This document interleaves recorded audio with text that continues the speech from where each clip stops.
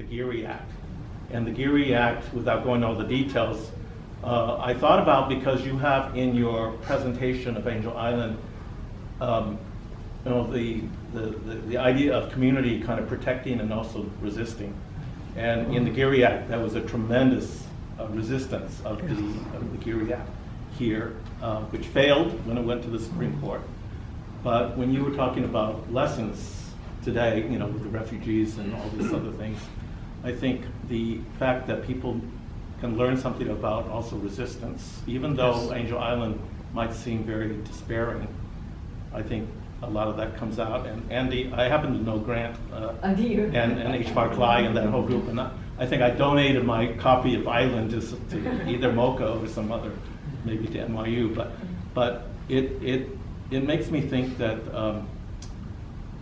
this kind of production, you reached a lot more people in some ways than some of our efforts on Asian American studies. So the fact that culture can do this, especially when you combine it with this small group here, although hopefully there'll be other kinds of talks and media that can carry it out, because New York City itself has only just begun in the Department of Education to tell these stories. I don't know if you know about this. And then, of course, California has a very big project going on right now that UCLA is doing, which some of us are working on also. But all those things are just relatively recent.